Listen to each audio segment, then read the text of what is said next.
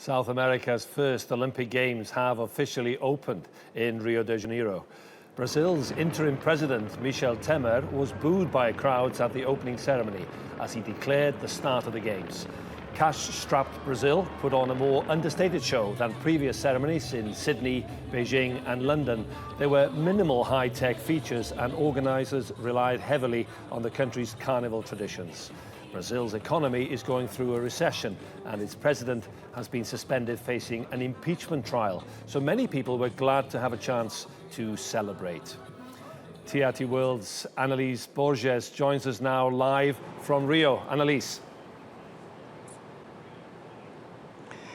Well, Rio delivered a simple but fun and spirited ceremony. Organizers were saying that they wanted to go for a party that was inspired by Rio's famous carnival parade. So there were less special effects, but more music, more dancing. There was some samba, some funk, some bossa nova, some of the rhythms Brazil is so famous for, some of the country's history and natural beauty as well.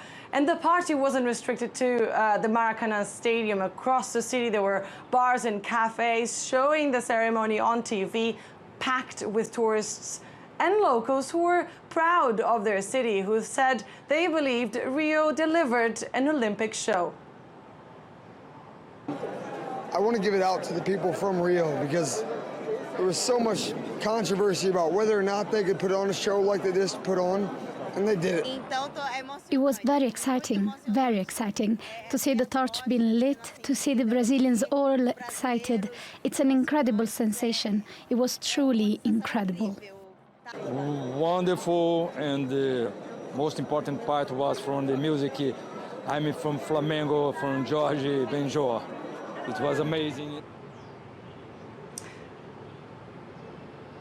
In the lead up to the Games, there were fears Rio might not have its act together in time for the world's greatest sports event. But many here in this city are hopeful and optimistic Brazil will deliver its promises.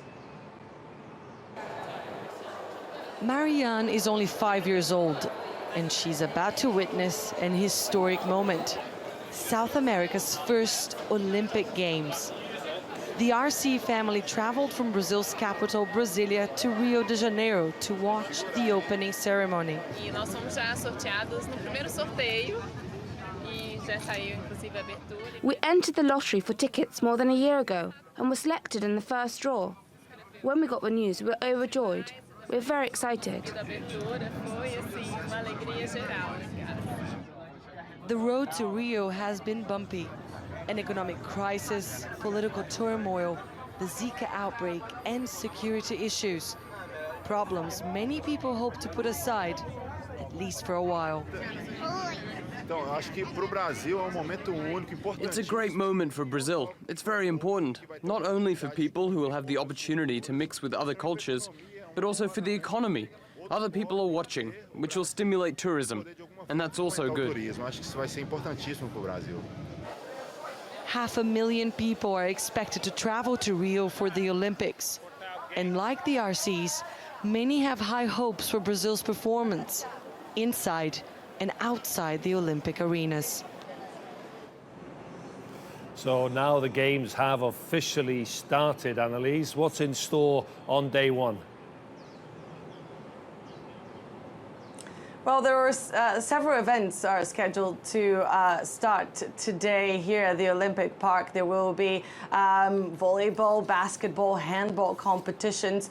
But I must tell you, Yolo, that not everyone here in Brazil is happy. There is a certain animosity here in this country, especially because Brazil is no longer the rising star it was back in 2009 when Rio was awarded the rights to host the Olympic Games. Back then, Brazil enjoyed a booming economy, political stability that few here can remember right now. Brazil has been fighting the worst recession in a generation, rising unemployment, rising inflation, as well as the biggest corruption scandal in the country's history. We spoke to some of the protesters that held demonstrations yesterday across the city of Rio de Janeiro, and they were telling us that these games were set up, were organized for the elites at the expense of poor families in Rio de Janeiro. Several hundred people were displaced so that stadiums and other facilities could be built for these games, and some of them say they were not compensated. So there is a sense that the $12 billion that the city reportedly spent on the games should have been invested in other areas such as healthcare, public transport, and education. What we are not very happy with is knowing that our country is not in such a good position to host an event like this. But we don't have a choice. They're playing with us today. Today they're spending on this, and tomorrow I can't afford the 7 reais to buy beans and the healthcare that my children need. I know it won't exist. Today they're here enjoying the view of the Maracanã, but tomorrow we will suffer the consequences for this. I have mixed feelings because of the situation that is happening in the country. It's a privilege to host the Olympic Games, but there are still problems like safety and health service are terrible. But all the same, we are proud, we are proud. Anelise Borges in Rio de Janeiro, thank you for that update.